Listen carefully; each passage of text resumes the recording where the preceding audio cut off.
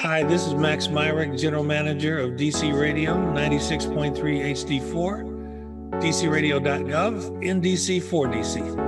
You're listening to Artemis. I'm your host, Marcus Johnson. Now, here's your host, multi-instrumental. You raid the crates on DC Radio, and we're just getting started. For 4 incredible years, DC Radio has been bringing listeners excellence in informative, entertaining, quality programming. And the best is yet to come.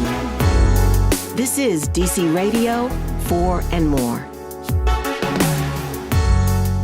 DC Radio began as a partnership. It was a partnership between WHUR and the city of Washington, D.C. They wanted to offer the residents an alternative platform to get information out. In DC, for DC.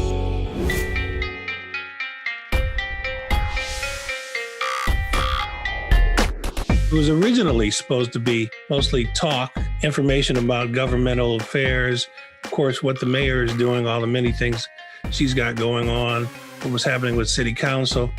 But if you know anything about our director, Angie Gates, you know she doesn't do anything small. So a decision was made to add an entertainment component to it.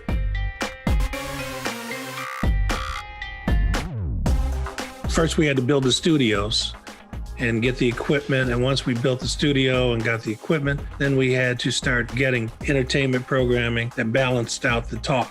And you wanted diversified programming. Good evening and welcome to the District Government Office of Cable Television, Film, Music, and Entertainment, and to the launch. We launched DC Radio on September 19th, 2017. So exciting to be a part of this launch of DC Radio. I've been in this business since 1977 on some pretty big stations around the country, but this by far was the biggest launch that I had been a part of.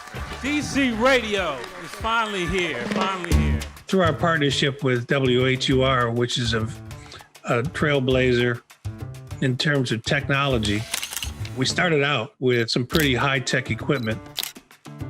We are on the same signal that WHUR is on. So that means that we go almost to Pennsylvania with our signal to the north, past Baltimore, almost to Delaware, to the east. I'm not sure how far west we go, and we go on into Northern Virginia. So it's a big signal.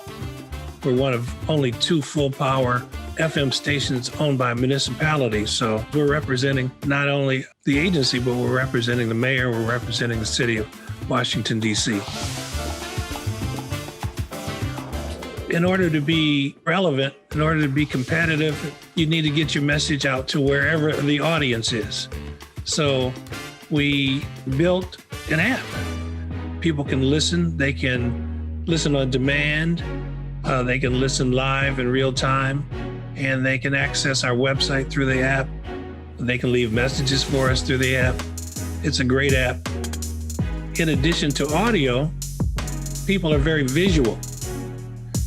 We have social media. We're on Instagram, we're on Facebook, we're on Twitter, but people also want video. So we added cameras in the studio now. Now we have a YouTube channel. Many of our shows are also on YouTube. Many interviews, performances with the artists that come in the studio, they're all up on our YouTube channel. Today, I got Shantae Kane in the building. What's going on? What's going on? This year has been interesting because normally we would be in our state-of-the-art studios, but because of the pandemic, we had to work remotely. We had to find another way to continue the content.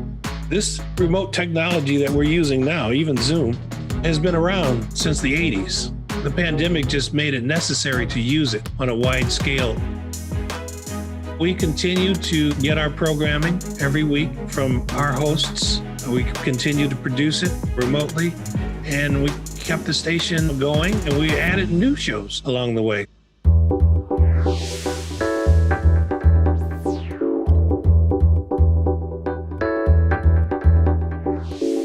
Thinking back on September 19th, 2017, it was a very special night. Never in my career have I had the mayor of any city come and say the kinds of things that Mayor Bowser said. As I was sitting here, I said to myself, are we in a DC government facility? When I looked around, I thought that this place rivals any private production facility that I've ever been in. With our channel 96.3 HD4, check it out for all of the shows. We will continue to communicate our message about our city to the entire world. Congratulations, OCT FME.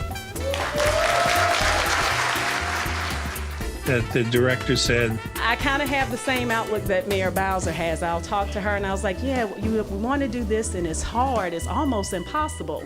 And she says, oh, you said the operative word, almost. That means it's possible, so get it done. But I could not have gotten tonight done without my team. And to be with you all here in this moment and to walk across the finish line, that means more than words can express. for me, it was very moving that people came out to welcome us and embrace us and send us on our way. It was a huge vote of confidence. The people that showed up, the artists that showed up, it was just an incredible launch. I mean, I was very, very moved, and it inspired me to try to live up to the things that they expected from us. 3, 2, 1.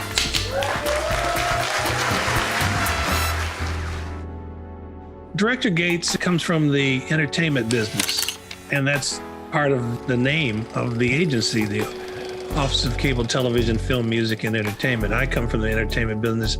Several of our colleagues come from the public sector. So we see things big as high standard, and we wanted to, live up to that standard and surpass it. What I'm most proud of is that I have built enduring brands that still exist. The station in Chicago is still number one. It's been number one for the last 62 rating periods. The station in Atlanta is still number one. HUR is number one. And I want to do the same thing with DC Radio. I want to continue to grow it. At some point, somebody else is going to take over. And when that person takes over, I want to leave it in good hands so that they can take it to another level.